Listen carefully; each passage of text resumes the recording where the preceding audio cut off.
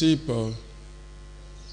c'est le jour où notre Seigneur entra à Jérusalem comme un roi, où peut-être nous avons l'habitude de dire que c'est le dimanche de Rameau.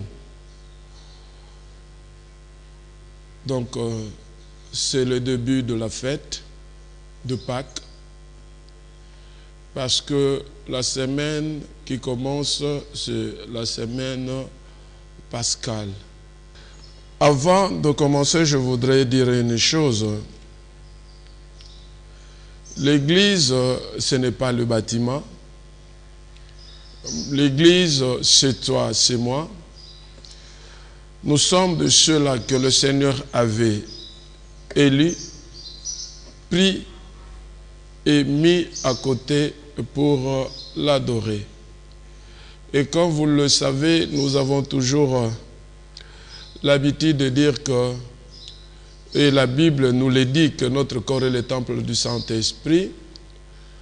Partout où nous sommes avec le Saint-Esprit, et partout où nous sommes, nous pouvons rendre culte à Dieu, nous pouvons l'adorer, le lever, évidemment par rapport à notre comportement, par rapport à notre façon de faire, et par rapport à l'évangile, parce que ce qui est important en ce moment, où nous sommes déjà dans la période de la fin qui commence de la naissance de Jésus-Christ jusqu'au jour où il reviendra dans sa gloire, nous sommes appelés à évangéliser et annoncer la bonne nouvelle du royaume de Dieu.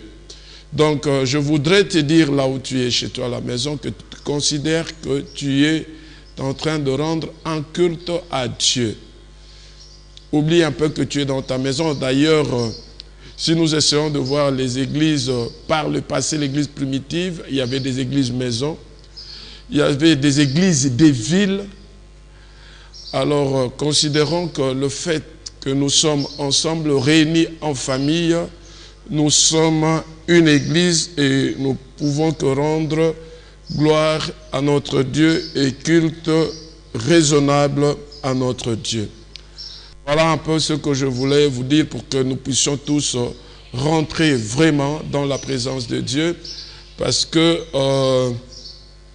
notre Dieu est esprit. Il faudra que ceux qui l'adorent, l'adorent en esprit et en vérité. Et Jésus-Christ lui-même, il va dire que ce qui est né de la chair est chair et ce qui est né de l'esprit est esprit.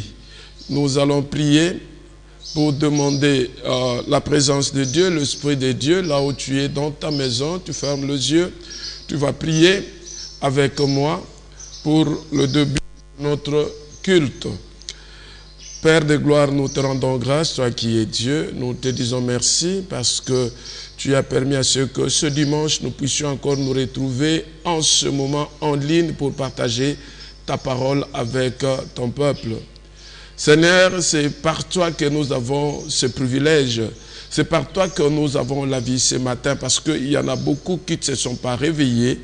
Soit ils sont malades à l'hôpital, soit ils sont loin de toi. Mais si nous, aujourd'hui, nous avons eu ce privilège d'être dans ta présence, nous n'avons pas à nous glorifier. Nous sommes là pour nous humilier et te dire merci pour cette opportunité que tu nous donnes de rester encore dans ta présence, que tu nous gardes dans la foi, pour que, Seigneur, lorsque tu viendras dans ta gloire, que nous puissions être enlevés avec toi. Seigneur, en ce moment, nous prions et nous demandons que ta main soit sur chacun de nous, que ta main soit sur mon frère, ma sœur, et sur toutes les personnes qui sont en train de nous suivre en ce moment, et que tu ouvres le ciel et que ta gloire descende, que le feu descende pour baptiser ton peuple. Prépare le cœur d'une personne ce matin. Prépare-moi, Seigneur. Je voudrais être illuminé afin que les paroles qui sortiront de ma bouche viennent réellement de toi. Et en ce moment, nous prenons autorité sur tout esprit contraire à ta volonté. Que tous ces esprits s'éloignent de nous au nom puissant de Jésus-Christ. Que l'honneur et la gloire te reviennent à toi seul, qui est notre Dieu. Au nom de Jésus, nous avons ainsi prié. Amen. Voilà, nous sommes en train de continuer avec notre message sur la prophétie de Jésus-Christ.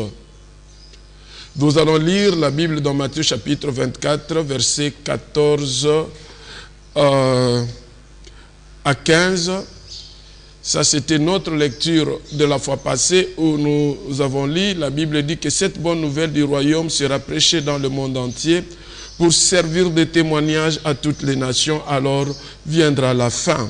C'est pourquoi lorsque vous verrez l'abomination de la désolation dont a parlé le prophète Daniel établi en lieu saint, que celui qui lit fasse attention. Ça, c'est notre lecture de la semaine passée, du dimanche passé. Mais aujourd'hui, notre sous-thème par rapport à notre thème principal, c'est la gloire du Christ lors de sa venue triomphale. Alors là, nous allons lire dans Matthieu chapitre 24, versets 29 à 31. Nous lisons au nom de notre Seigneur Jésus-Christ. Aussitôt après ces jours de détresse, le soleil s'obscurcira, la lune ne donnera plus sa lumière, les étoiles tomberont du ciel et les puissances des cieux seront ébranlées. Alors le signe du Fils de l'homme paraîtra dans le ciel, toutes les tribus de la terre se lamenteront et elles verront le Fils de l'homme venant sur les nuées du ciel avec puissance et une grande gloire. Il enverra ses anges avec la trompette retentissante et ils rassembleront ses élus de quatre vents depuis une extrémité des cieux jusqu'à l'autre. Et je peux même continuer, verset 32 qui dit « Instruisez-vous par une comparaison tirée du figuier. Dès que ses branches deviennent tendres et que les feuilles poussent, vous connaissez que l'été est proche. » Et dans le verset 33, je continue. « De même, quand vous verrez toutes ces choses, sachez que le Fils de l'homme est proche à la porte. » Le verset 34 nous dit « Je vous l'ai dit en vérité, cette génération ne passera point que tout cela n'arrive. » Et le verset 35, « Le ciel et la terre passeront, mais mes paroles ne passeront point. » Alors le verset 36 et 37 pour clôturer dit ceci: « Pour ce qui est du jour et de l'heure, personne ne le sait, ni les anges des cieux, ni le Fils, mais le Père seul. Ce qui arriva du temps de Noé, ça c'est le verset 37, arrivera de même à l'avènement du Fils de l'homme. » Donc là, vous pouvez lire à partir du verset 29 jusqu'à 37 dans Matthieu chapitre 24. Alors la semaine passée, nous avons dit que tout ceci, parce que notre thème principal, c'était la prophétie de notre Seigneur Jésus-Christ. Et nous avons dit que tout avait commencé à la réponse que Jésus-Christ avait donnée aux disciples lorsqu'ils vont poser la question à Jésus par rapport au signe des avènements qui devaient arriver. Et puis, ce qui était frappant et ce qui m'a fort touché dans cela, pour que le disciple arrive à poser cette question à notre Seigneur Jésus-Christ, ils avaient fait remarquer Jésus quelque chose. Ils avaient vu le temple, un très beau bâtiment, une construction, je dirais moderne, comme actuellement tout le monde construit. Et nous voyons même dans les églises, nous donnons beaucoup d'importance à des constructions. Ce qui n'est pas mauvais, ce qui est bien, il faut construire. Je voudrais déjà te dire que lorsque le temple va être reconstruit à Jérusalem, ça sera justement pour permettre à l'Antichrist de régner. Et Jésus-Christ lui-même, lorsqu'on va lui faire remarquer ça, il regarde le bâtiment, il va leur dire qu'ici, il n'y aura rien. Il n'y aura rien. Donc, tout va être détruit. Alors, si nous pouvons lire ça dans Matthieu chapitre 24, verset 1er, la Bible dit, comme Jésus s'en allait au sortir du temple, ses disciples s'approchèrent pour lui en faire remarquer les déconstruction. Donc là, on a parlé déconstruction, c'était au pluriel, c'est qu'il y avait beaucoup de constructions, il y avait de belles maisons, il y avait des bâtiments.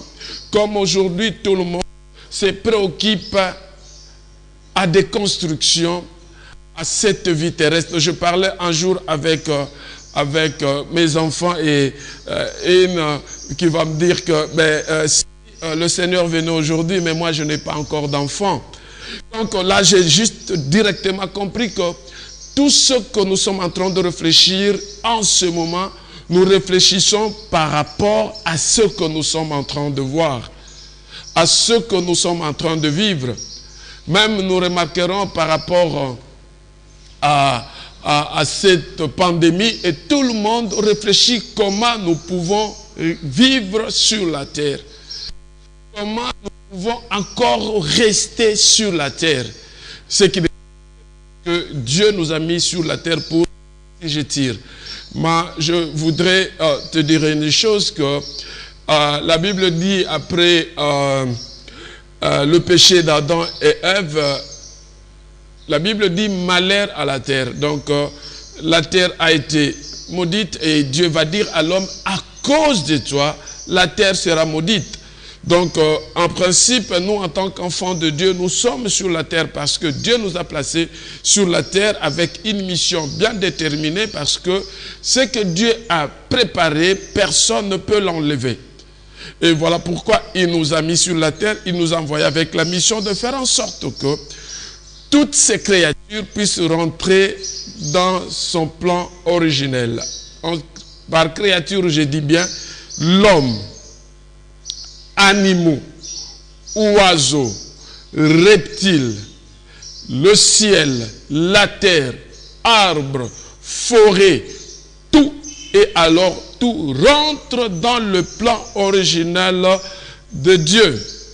Voilà pourquoi nous sommes sur la terre justement pour accomplir cette mission que Dieu nous a confiée. Là, je veux dire déjà que tous tels que nous sommes sur la terre, chacun de nous a une mission bien déterminée.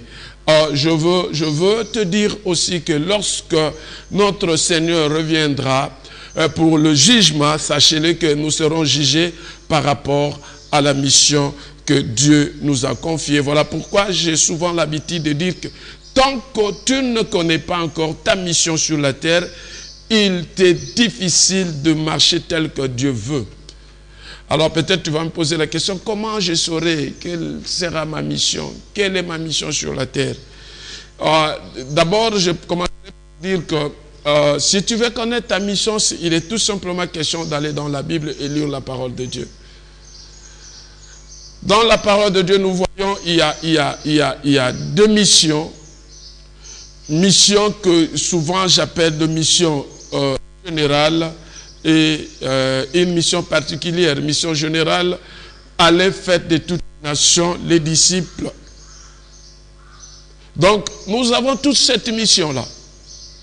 Ce n'est pas réservé aux pasteurs, ce n'est pas réservé aux évangélistes, ce n'est pas réservé aux prophètes, aux évêques, aux docteurs. Non. Tout enfant de Dieu, tout celui qui est créé à l'image de Dieu est appelé à accomplir cette mission. Mais malheureusement, nous sommes beaucoup plus focalisés par rapport à ce qui est terrestre. Nous sommes en train de regarder nos belles maisons, nos belles voitures, et on réfléchit un peu, ben voilà, si je mourais aujourd'hui, si je partais, mais ma maison va rester, ma voiture va rester, mais je voudrais te dire ce matin, il y a une vie meilleure que cette vie que nous sommes en train de mener sur la terre. Et j'ai souvent l'habitude de prendre l'exemple des enfants.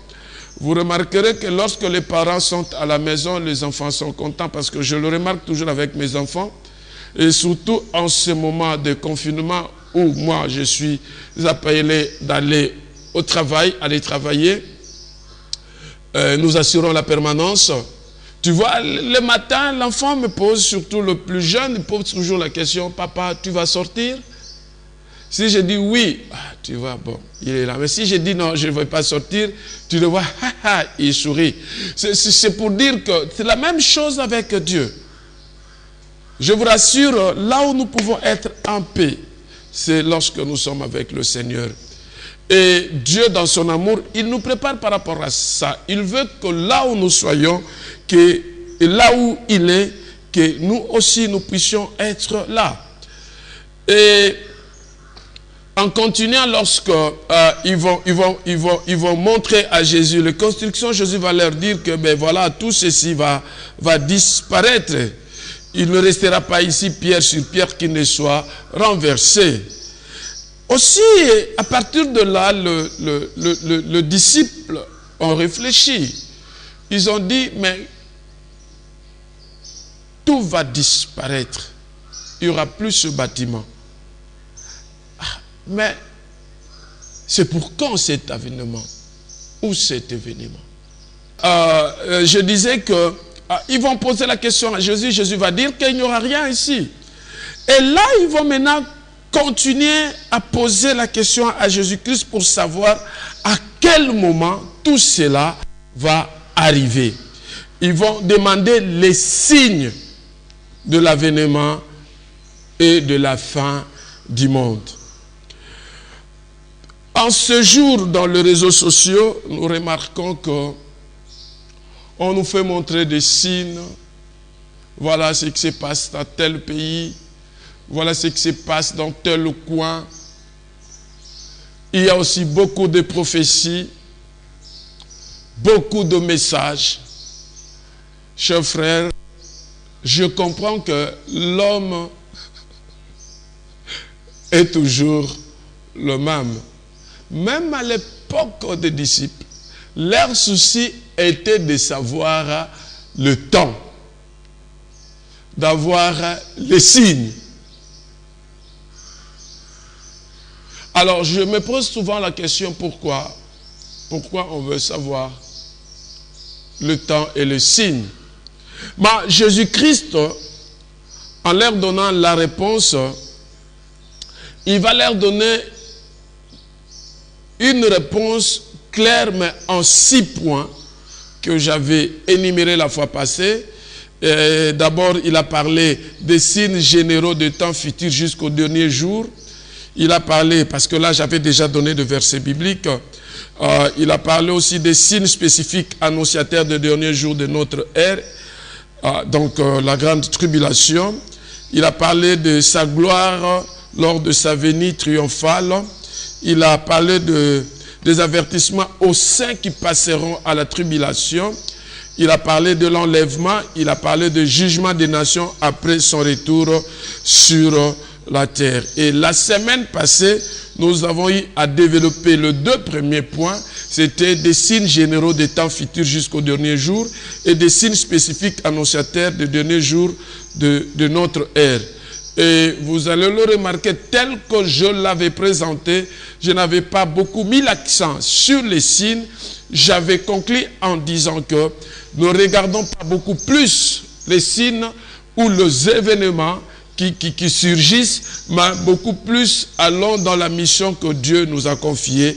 Et j'ai prêché sur Matthieu 24, versets 14 à 15. Donc il faudra que cette bonne nouvelle soit prêchée partout dans le monde entier, et seulement en ce moment-là que viendra la fin. Évidemment, cette fin et cette parole, c'est juste pour que nous soyons jugés par rapport à cette parole. C'est très important.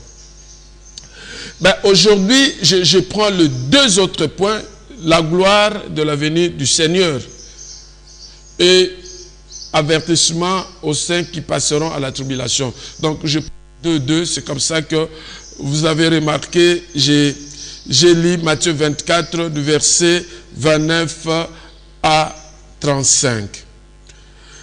Chers frères et sœurs, dans le Seigneur, notre sous-thème, c'est la gloire de Christ lors de sa venue triomphale. Et là, nous sommes en train de voir, par rapport aux réponses que Jésus avait données aux disciples, et nous essayons de prendre et de comprendre ce que Dieu veut de nous. La Bible dit que juste dans le verset 29, juste après la tribulation, il y aura des signes particuliers. Il y aura des signes qui vont apparaître dans le ciel. On l'a dit, juste après la tribulation, il y aura des signes qui vont apparaître dans le ciel.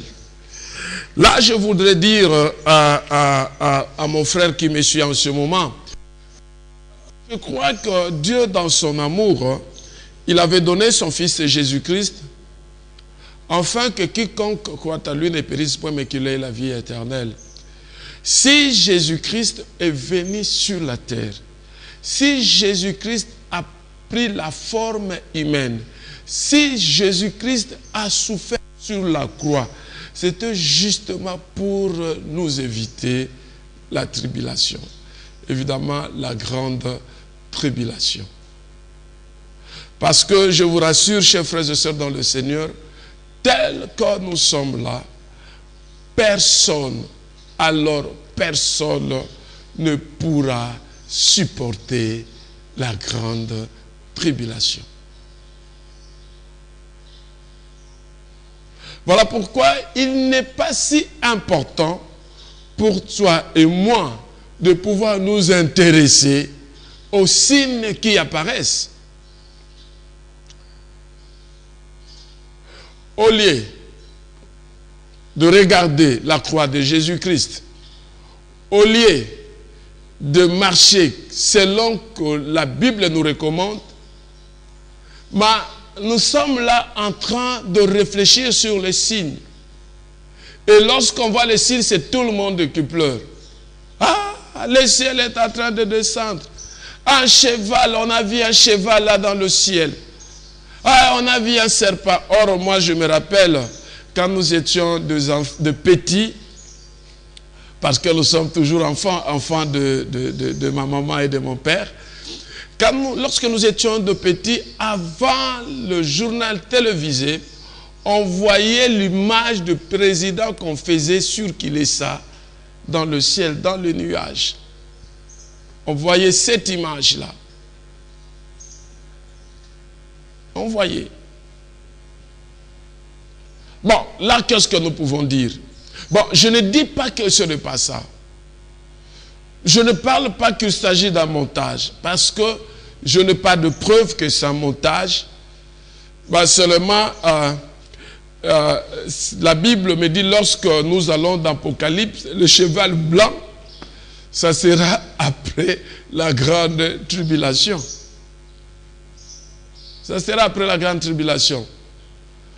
Donc, chers frères et sœurs dans le Seigneur, il ne faut pas. Et surtout qu'en ce moment où il y a cette épidémie, il y a beaucoup de messages. Et alors, beaucoup. On nous parle même de cheveux qui guérissent. Moi, je ne sais pas. Je ne suis pas contre si c'est une prophétie. Même je n'ai pas entendu, je n'ai pas vu ça. Mais il y a des gens qui m'ont dit, qui me posent des questions. Pasteur, qu'est-ce que tu dis de cheveux qu'on trouve dans la Bible? Cheveux dans la Bible. Je voudrais attirer votre attention, l'Église de Dieu, le membre de l'Église Centre évangélique Torrent de Kérit. Il faut faire très attention en ce moment. Et la Bible nous recommande même de ne pas abandonner nos assemblées. Lorsque nous sommes en train de suivre n'importe quoi, on veut écouter n'importe qui, en quelque sorte, nous sommes en train d'abandonner. Et l'apôtre Paul est vraiment catégorique par rapport à ça. Il dit, mais si quelqu'un d'autre vient vous prêcher autre chose que ce que moi je vous ai prêché, qu'il soit maudit. Donc, nous n'avons pas intérêt à suivre n'importe quoi. Car notre Seigneur Jésus-Christ lui-même a dit que on vous dira que je suis là, je suis à Lemba, je suis à Massina, je suis à Gombe, je suis à Kolwezi, je suis à Mbandaka. N'allez pas. Alors, on vous donne deux instructions, on vous dit des choses, et moi, souvent, j'ai l'habitude de dire que, d'ailleurs aussi, c'est la parole de Dieu. La prophétie par excellence, c'est la parole de Dieu.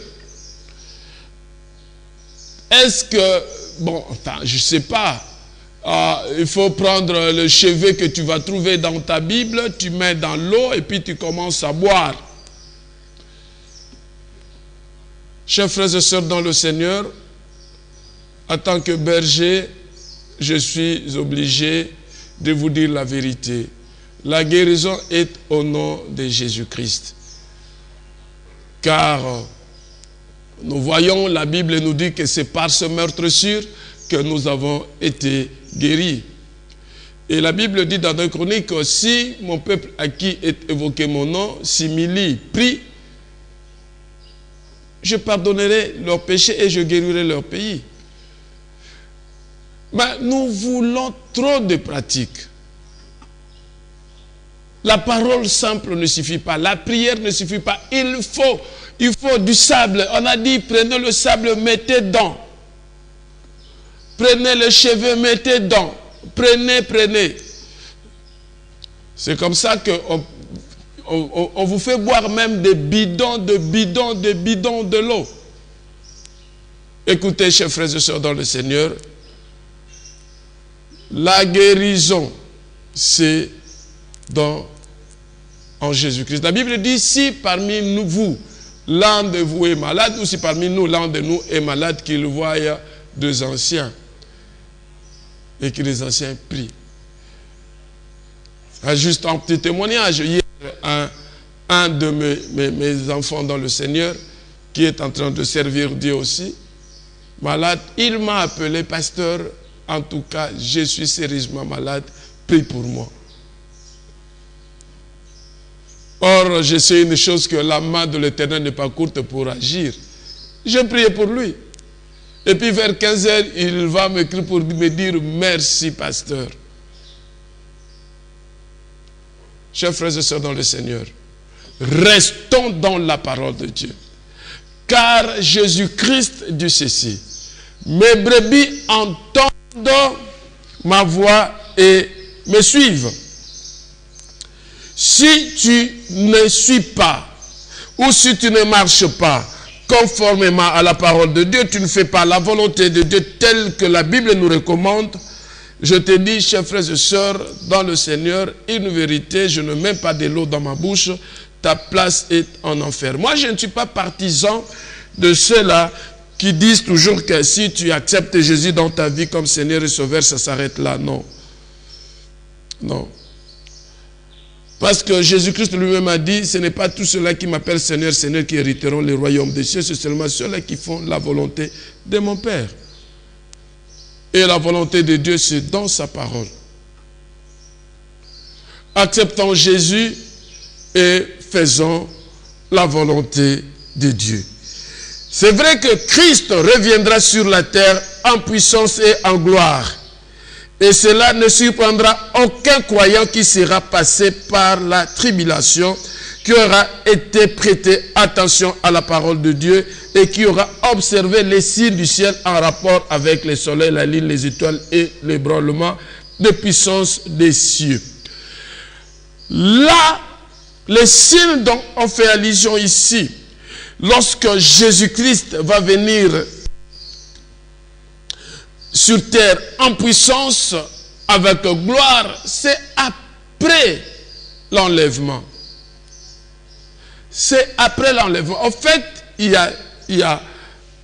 Christ était déjà venu comme enfant pour nous sauver. il reviendra pour l'enlèvement, et il viendra encore pour régner comme roi sur la terre. Alors tu n'as qu'à faire le choix, si tu veux être enlevé, ou tu veux vivre la grande tribulation. Parce que maintenant c'est déjà le début de la tribulation. Nous sommes dans la tribulation, mais nous ne sommes pas dans la grande tribulation. Et d'ailleurs, Jésus-Christ a dit ça, et les apôtres ont vécu la tribulation. Vous connaissez comment les apôtres sont morts dans des conditions difficiles. Aujourd'hui, nous voyons dans d'autres pays où l'évangile ne peut plus être prêché. C'est déjà la tribulation, mais ce n'est pas la grande tribulation. Aujourd'hui, nous ne savons plus aller à l'église. Pourquoi? Parce qu'il y a eu pandémie. je dirais, c'est déjà dans la tribulation.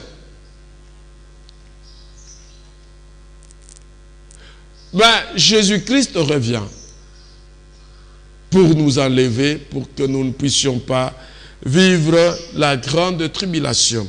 Pour ce qui est des signes, le soleil, la lune, les étoiles et tout ce que la Bible nous dit où le ciel seront ébranlés, c'est après que nous serons déjà enlevés.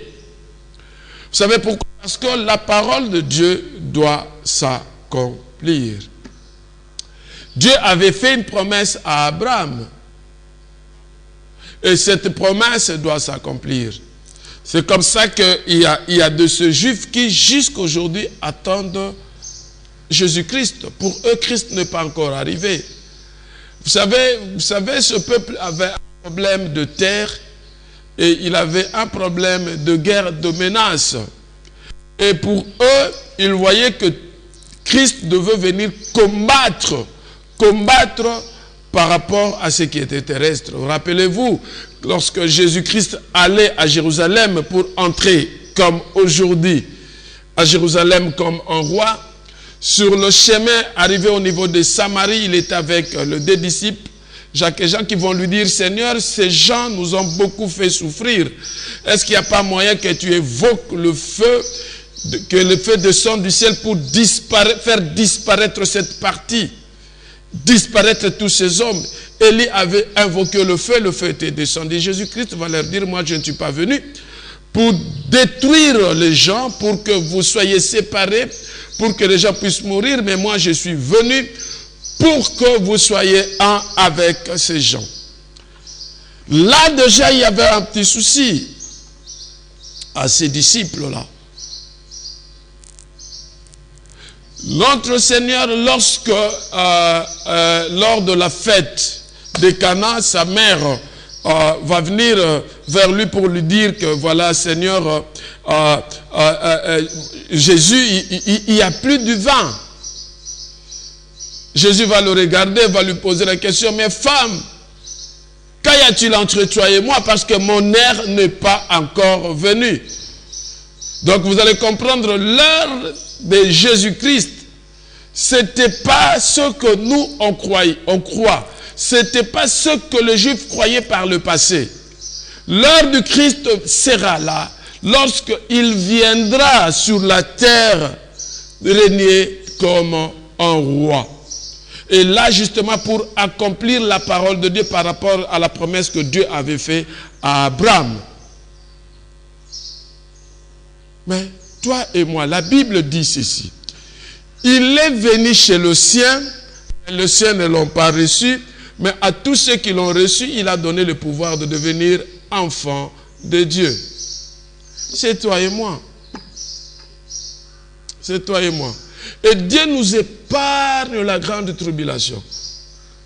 Avec l'épidémie, que je ne veux même plus citer les noms parce que aujourd'hui c'est la publicité de ça, la publicité de ça, la publicité de ça. Nous reconnaissons que ça existe. Nous observons des mesures d'hygiène, mais nous savons que sur la croix, Jésus-Christ avait dit tout était accompli. Et la Bible nous dit que c'est par ce meurtrissure que nous sommes guéris. Et Jésus dit, la Bible dit, Dieu ne permettra pas la maladie d'entrer dans ta maison. aucune de maladie qui a été infligée en Égypte. Entrer dans ta maison. Donc, ne te préoccupe pas de ça. Préoccupe-toi de ta vie après cette vie terrestre. Parce qu'il y a une vie après cette vie. Je ne voudrais pas parler en termes d'une vie après la mort. Parce que quelqu'un qui est mort en Jésus-Christ, en vérité, il n'est pas mort, mais il est avec le Seigneur. Préoccupons-nous du retour de notre Seigneur Jésus-Christ et que nous puissions nous préparer pour que lorsqu'il viendra dans sa gloire, que nous serons enlevés avec lui.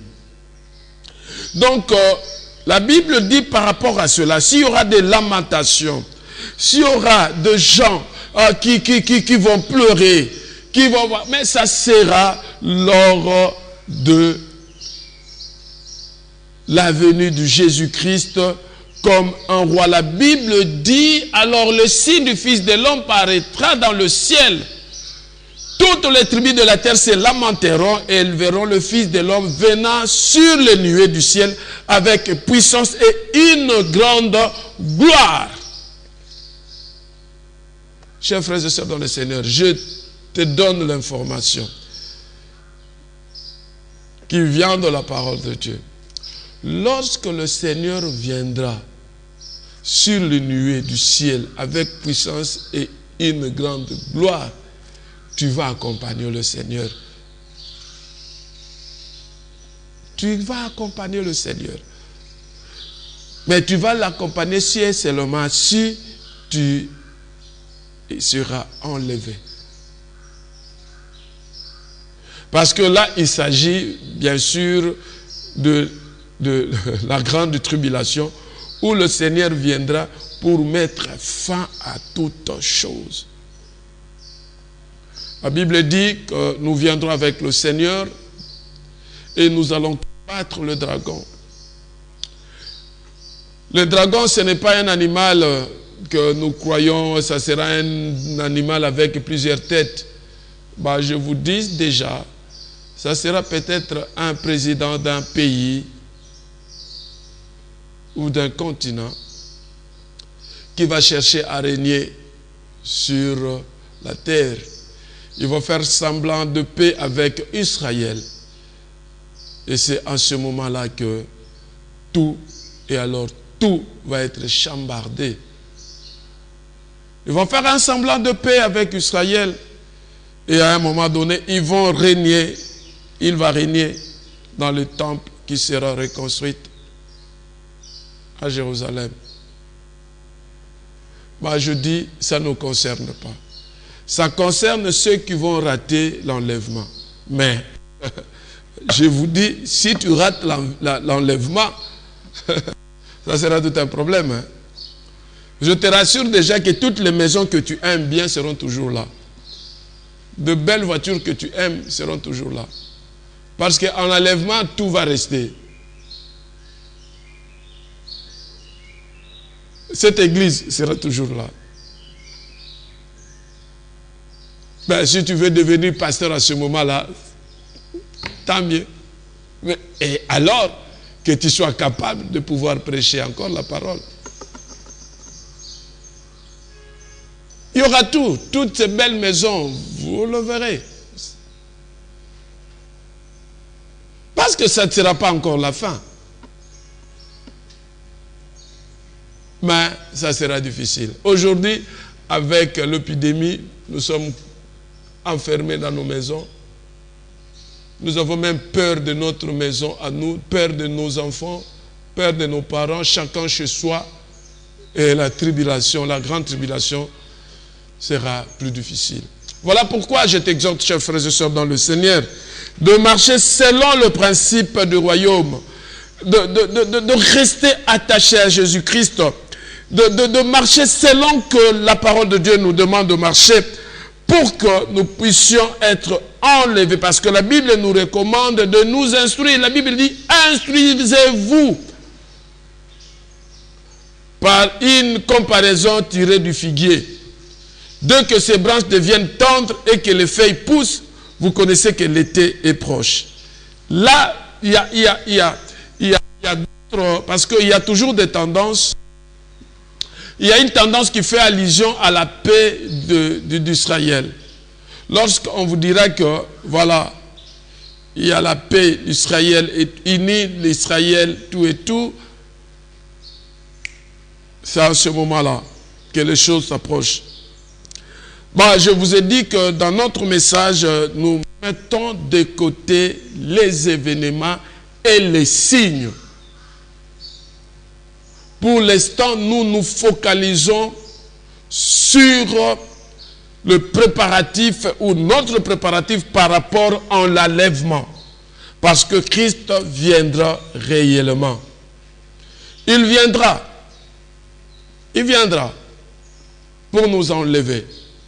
Je ne parle pas du jugement, mais je parle de l'enlèvement. Qui sera enlevé? C'est seulement celui-là qui gardera la foi. Et les morts, je dis au son de la trompette, les morts dans le Seigneur ressusciteront d'abord.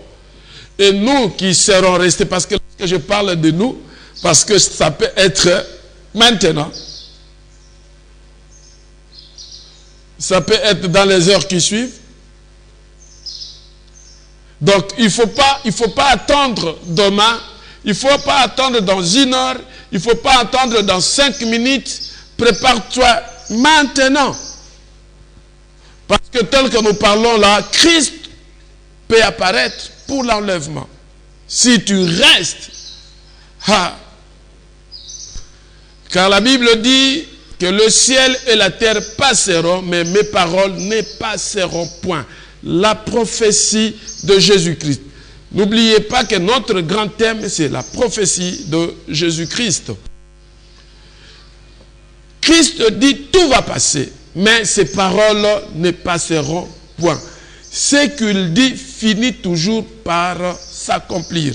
C'est de là même on qualifie les vrais prophètes et de faux. Mais faites attention, parce que dans le dernier jour, il y en aura beaucoup qui feront de miracles. Donc, il ne faut pas qualifier la foi ou la sainteté, la sanctification d'une personne par rapport au miracle.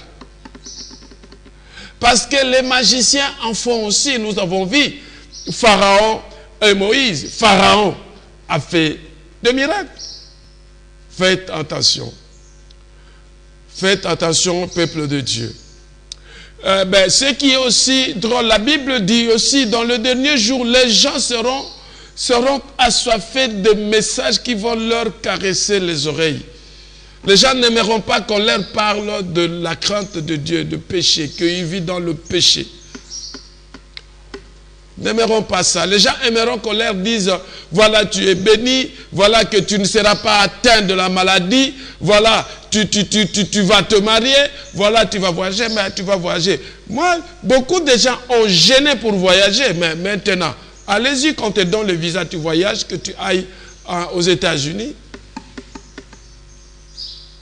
Donc, vous voyez que nous, pour des futilités, tu vois des gens gênés, prier. Mais voir quelqu'un gêné, prier pour que Dieu lui fasse grâce, que la puissance de Dieu soit avec lui, pas pour faire tomber les gens, mais pour aller annoncer la bonne nouvelle, c'est tout un problème.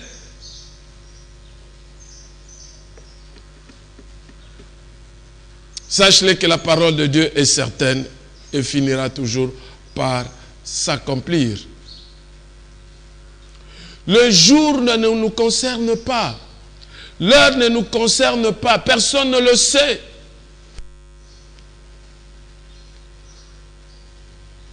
D'ailleurs, il y a deux situations que je disais.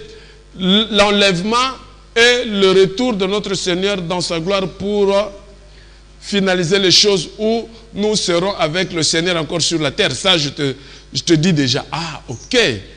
Gloire à Dieu. Toi qui aimes bien la terre, si tu veux encore vivre sur la terre pendant 1000 ans, marche avec Jésus maintenant. Parce que tel que nous sommes là, 100 ans, c'est tout un problème. pour atteindre 100 ans. C'est tout un problème. 150, n'en parlons même pas. Même 90 ans, c'est tout un problème. À 90 ans, tu vois, tu deviens vieux là. Mais si tu réussis à être enlevé avec le Seigneur, tu vas encore revenir sur la terre et tu vas vivre 1000 ans sur la terre avec le Seigneur. Là, il n'y aura pas d'épidémie, il n'y aura pas de famine, il n'y aura pas de guerre, il n'y aura pas.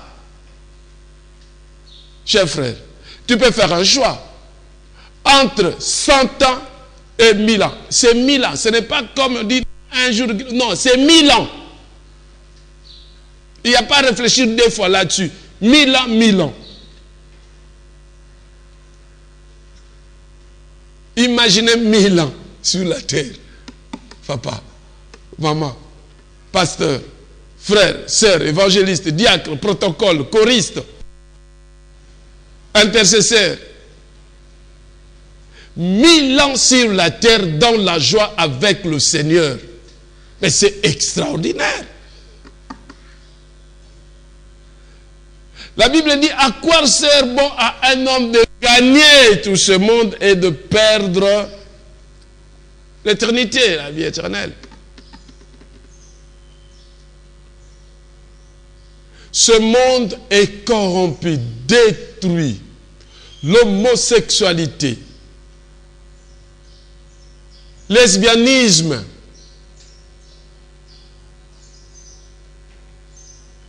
terrible. Les femmes qui se marient entre les femmes, les hommes qui se marient entre les hommes. Et il y a même de ceux-là qui cherchent d'avoir des enfants dans les moyens que Dieu n'a pas prévus. Mais ça, c'est la catastrophe.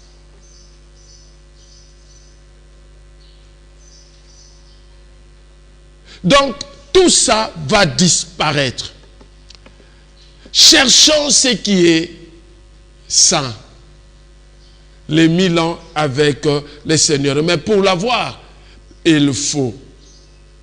Et alors, il faut marcher selon le principe de Dieu. La Bible dit, ce qui arriva du temps de Noé arrivera de même à l'avènement du Fils de l'homme. Ah! L'avènement du Fils de l'homme. Vous savez, du temps de Noé, Dieu va parler à Noé que je veux détruire le monde. Mais toi, prépare-toi, dis aux hommes de se préparer. Mais les hommes n'ont pas voulu écouter Noé. Ils n'ont pas voulu. La Bible dit, car dans les jours qui précèdent le déluge, les hommes mangeaient et buvaient, se mariaient et mariaient leurs enfants jusqu'au jour où Noé entrant dans l'arche.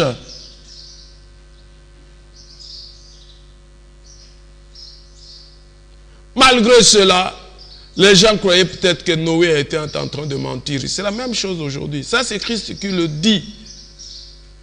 Il dit que ce qui arriva du temps de Noé arrivera de même à l'avènement du Fils de l'homme. Je parle toujours de 2 choses. Je parle de l'enlèvement et du retour de Jésus-Christ comme un roi. Vous savez, je peux prendre trois personnages dans ce verset qui dit que ce qui arriva du temps de Noé. Premièrement, je veux parler de ceux qui ont travaillé avec Noé. Ce qui est sûr que le grand bateau là, lorsque Noé construisait, je me dis, certainement, il a intéressé d'autres personnes. Et il y a peut-être d'autres qui sont venus, ils ont dit à Noé, ben, écoutez, si tu veux que je puisse t'aider, donnez-moi de l'argent, je vais travailler. Il y a de ceux-là peut-être qui ont eu de l'argent pour travailler avec Noé. Peut-être. Mais lorsque Noé entrant dans le bateau, ils ne sont pas entrés.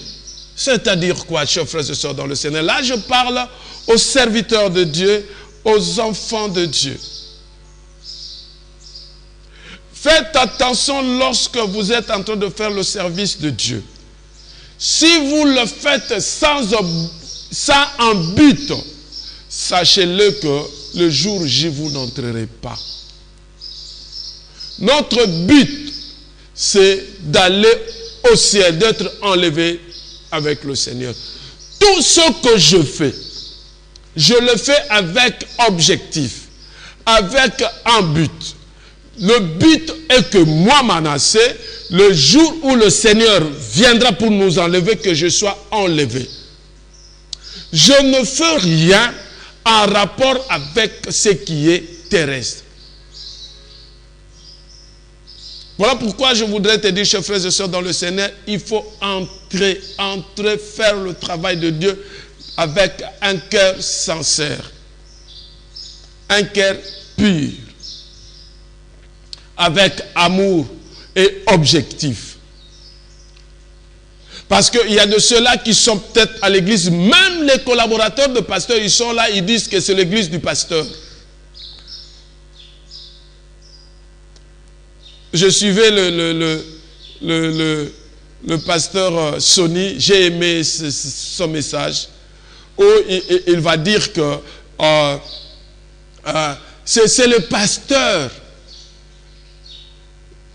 qui, des fois, contracte de dettes pour l'avancement de l'œuvre de Dieu.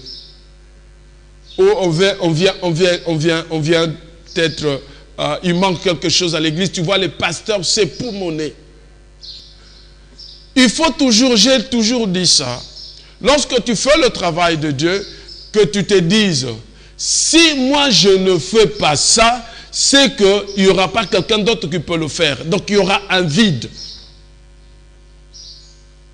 Il n'y a que le pasteur qui ne peut pas s'excuser. Tous les autres peuvent s'excuser. Ah oui, Noé c'était comme ça. Hein? Il a appelé les gens qui sont venus travailler avec lui.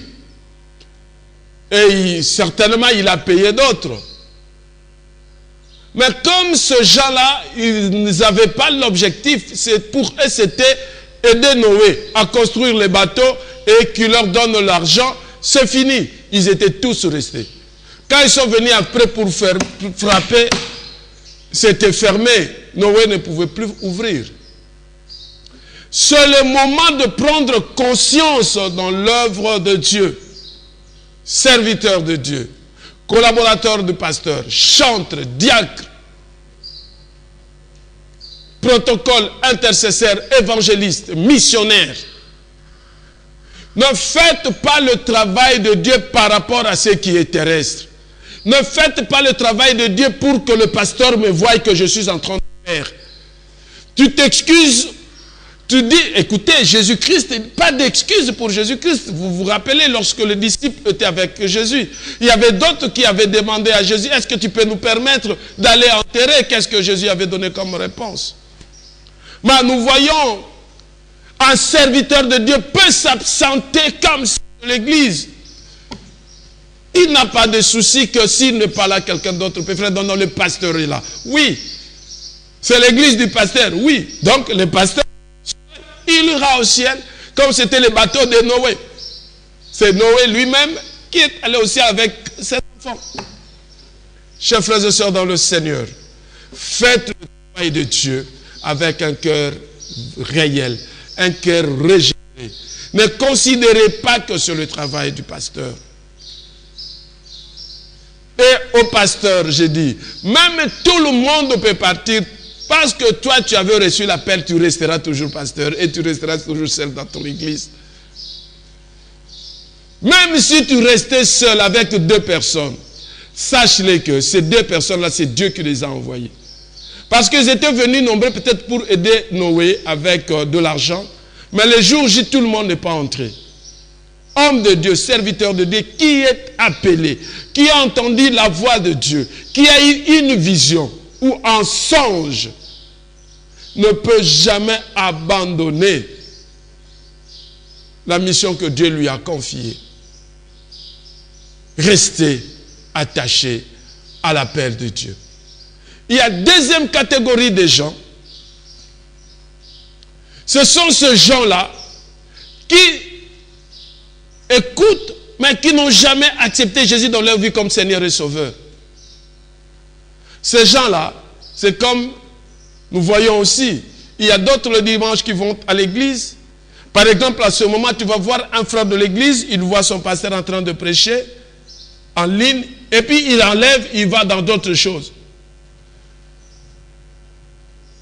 Ces gens-là resteront. Dans le temps de Noé, ils étaient là. Il y avait des mariages, il y avait. Et ces gens-là sont restés.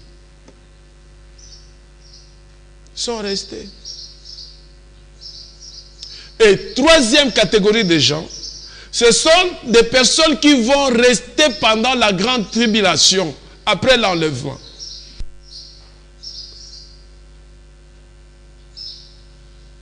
Ils doivent persévérer.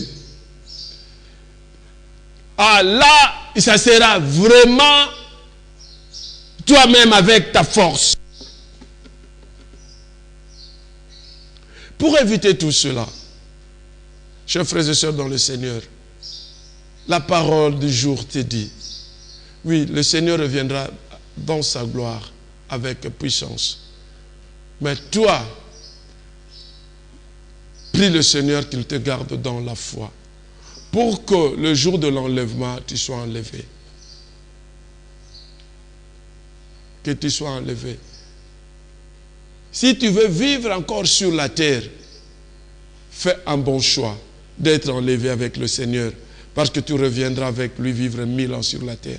Mais si tu ne fais pas un bon choix, je te dis, tu vas aller en enfer. L'enfer existe, le paradis existe. Les petites souffrances que nous avons ici, des famines, des malades, nous souffrons, nous pleurons, et en enfer. Je ne te dis pas pour te faire peur, mais je te dis la réalité.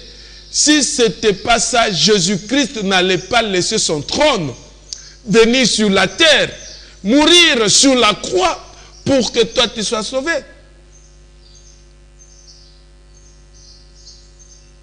La Bible dit qu'il y avait un silence dans le ciel, personne ne pouvait dire présent. Il n'y a que le Fils de l'homme, Jésus-Christ, qui a dit présent. La Bible dit qu'il avança avec assurance pour lui ouvrir les livres et rompre le sept sceaux. Justement pour toi. Pour que tu ne connaisses pas cette souffrance. Je te dis la réalité et une vérité que l'enlèvement est une réalité. Et cet enlèvement est conditionné à nos actes que nous posons. Un enfant né réellement de nouveau, je vous dis, il est né de nouveau, chers frères et sœurs dans le Seigneur. Dieu m'a fait grâce lorsque j'ai enseigné sur le fruit de l'esprit. C'est là où j'ai compris qui peut être un chrétien, qui peut être un enfant de Dieu. C'est celui-là qui cultive le fruit de l'esprit. C'est avec le fruit du Saint-Esprit que nous pouvons réussir sur cette terre et gagner l'ennemi pour que nous soyons enlevés. Que Dieu bénisse sa parole.